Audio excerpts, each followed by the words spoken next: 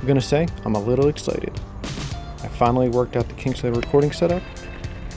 Now we're gonna go on a trail ride, and I'm gonna give you some updates about what's been going on around here.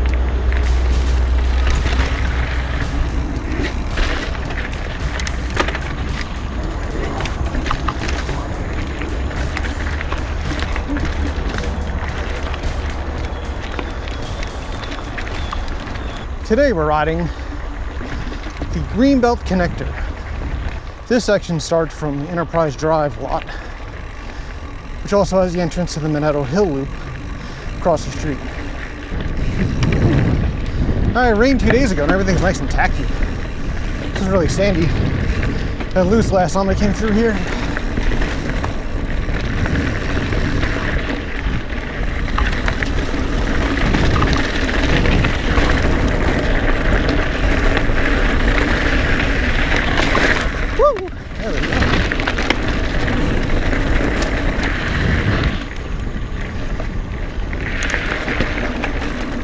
Still a little washy through those sections, but live in a sandbar, what do you expect?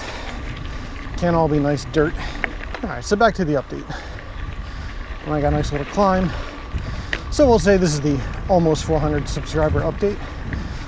I had worked on a 200 and 300. Never got around to finishing it or publishing it. So let's just go with almost 400.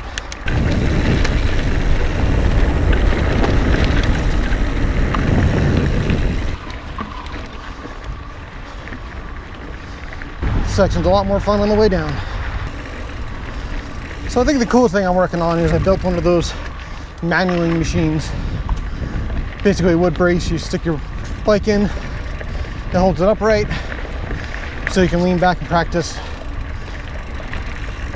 unweighting your front with just your body weight. I did not take a scientific approach to building it.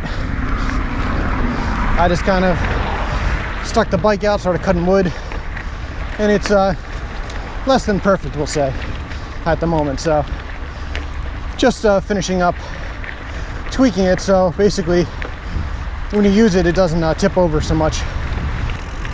See the blazes, white, blue. Sunnyside Boulevard. Sign you can't read to tell you which way is which. So I'm trying to get ready. I have a cross-country race coming up in just under 2 weeks at this point. It's on October 1st.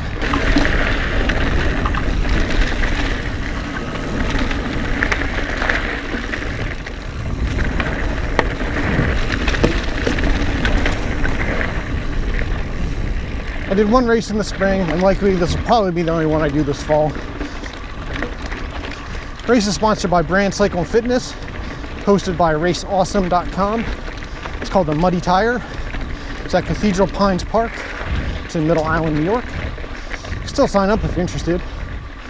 Cat 1 is roughly 10 miles. Cat 2, 20. Cat 3, 30. All laps of the same trail. I'm sticking with Cat 3. It's kind of where I'm at right now. So the question I like to put out there for you guys is, those who race cross country, do you let your cross country training interfere with your fun rides? So my issue is, if I stuck to a cross-country training regimen, at least an outdoor one, I wouldn't have time for any fun rides. Because the limited schedule I have, I'd have to put in serious time outside. And I really like my fun rides, so.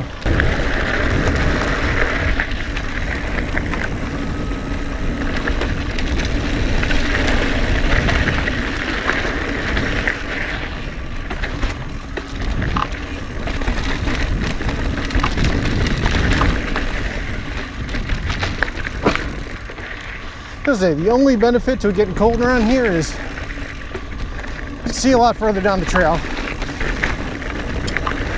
and you don't get thorns reaching out and grabbing your arm.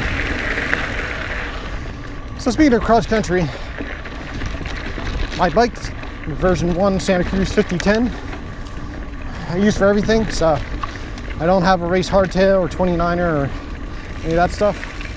What I changed was took my dropper post out and put a carbon C post I got for cheap off Jensen. That saves like a solid pound. But then I keep Ardent Race 235 in the front, I've got right now, and the 22 in the rear. Both with the XO 3C TR stuff. I ride them all year, so it's, the lighter ones are only like 40 grams lighter. With a non-XO protection, it's not going to make a difference. Crossing Woodbury Road.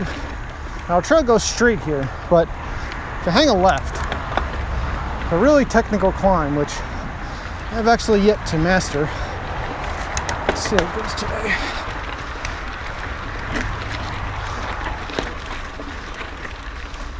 A steep, moody section. Yep. Yeah, there goes that. If I could just get over these couple roots, I think I can get up the rest.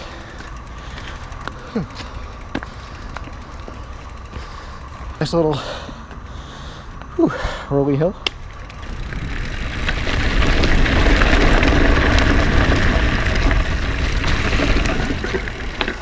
I'm sure that doesn't look steep on camera, but it is what it is.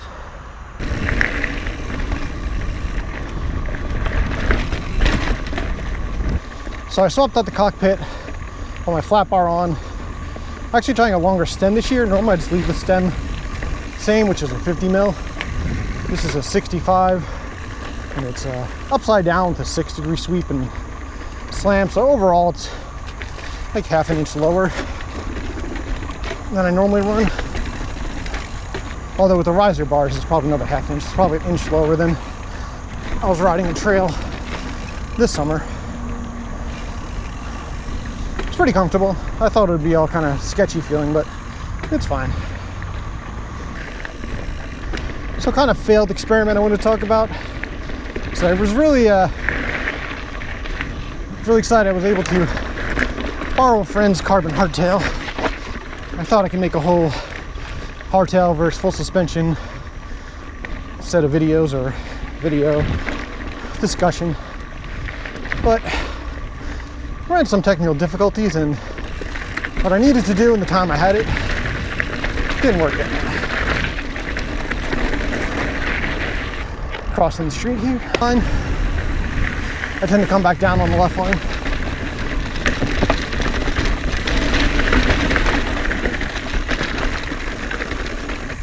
Still a little wet. Let's see if I can get up here. All right.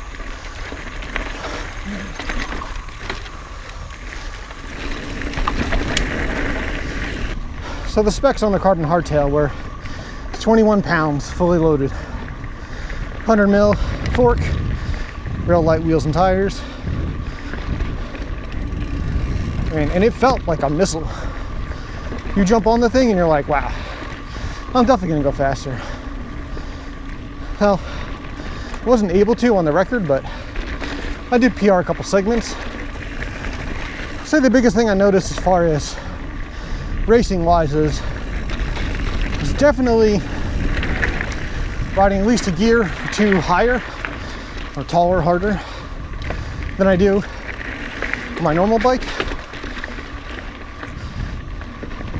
because it just feels like you're not losing. I guess it feels like the same amount of work as an easier gear on a full suspension.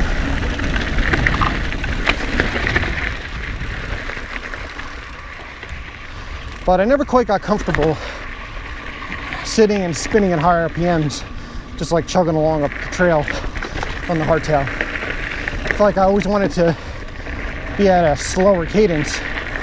You know, on my full suspension, I don't know, average 90, 95. Yeehaw. Pretty sure it's just an acorn.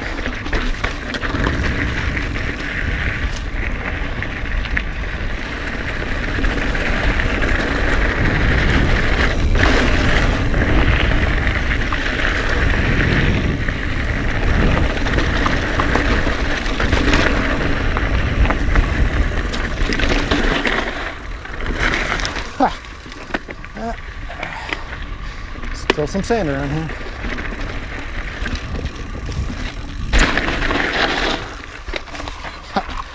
Yeah, that's a hard right after dropping off that thing. Actual entrance to the park from this route. Typically in the loop, but I don't have time to go do that today. So we're gonna head back. Oh, there's my skids. There's my skids.